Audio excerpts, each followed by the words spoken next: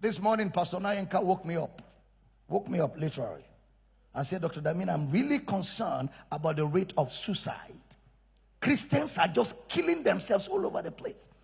Pastors are committing suicide. Christians are committing suicide. I said to him, why wouldn't they commit suicide? We are shouting. They say we are very stupid. They say we are rebellious. They say we are disobeying fathers. We are shouting that the kind of messages preached in church will produce greed, will produce depression, and cause people to kill themselves. When all a church preaches is materialism. When the true word of a Christian is reflected by car, house, money. If those things don't come, why won't he be depressed? Why won't he kill himself? When people are not given the joy of salvation, when the joy of salvation is being mocked at, meanwhile all we have is that joy of salvation. You know, in this church, we don't care what car you drive, we don't care what suit you wear, we don't care your wristwatch, and we don't care where you walk. There's only one equalizer in this church. What is his name? All of us are one. We are same in Christ. Nobody's superior, nobody's inferior. Say, I hear you. Say, I hear you. And in this church, we don't create in you an appetite for worldly things. We don't create in you an appetite for material things. The only appetite we generate in you is for Christ. We feed you Christ. We feed you Christ. Why will you commit suicide? Why? Which side is the depression coming from? But if what I was teaching you is you will make it, you must get there. We must take over. We must take over. See, those messages, first of all, they make you feel like God is not trying. They make you feel that God has forgotten you. They even if God is blessing you, you are not aware of it, because where your eye is, evil eye. You are so greedy, selfish. All you want is to get it by all means, because Christianity has been measured by material things. But if all our hope is in this world, we are of all men miserable. So those messages is the reason why Christians are committing suicide. I told Pastor Chris, I told him, don't worry yourself. Don't worry yourself. The chips are getting down. There's pressure in the society. So much pressure. People are going through so much. Things are not working for many believers, and then the pastor is putting them under pressure. You must have breakthrough. If you don't have breakthrough, it means you are not serving God. You cannot serve God and be poor. You cannot serve God and lack. You cannot serve God and be broke. So if you're broke, you're not serving God. If you're poor, you're not serving God. So those messages create in you a greed and an appetite, and when it is not working, the resultant effect is you want to kill yourself. You begin to feel like, what is life about? Why am I even here?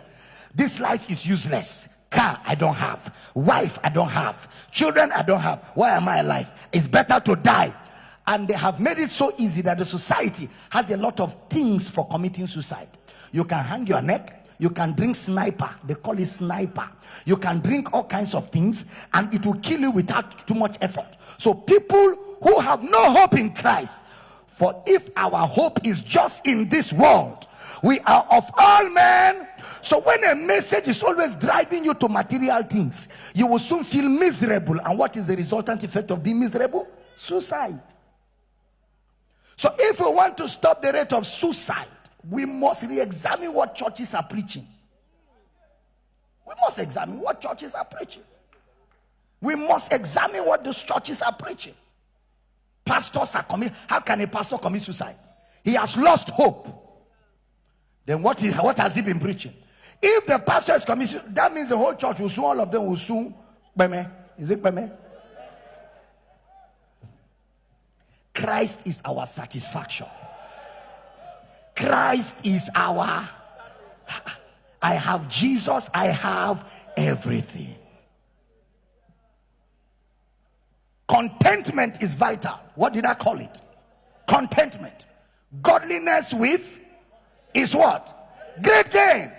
For it is certain we brought nothing into this world, and it is certain we will take nothing out of this world. So therefore, having clothes and food, let us therewith be content. Greed.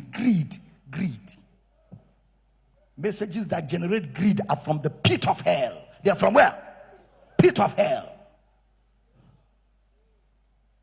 Brother Paul said, anybody that preaches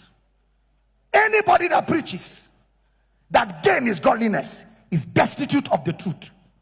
He is anybody that defines you by things, defines you by your car, your house, your clothes.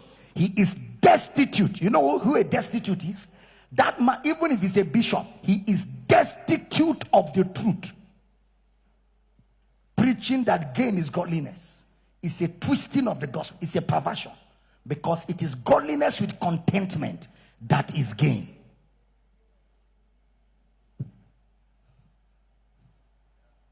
Don't worry now. The society is generating pressure. It is now we will know where the gospel is really preached. It is now we will know.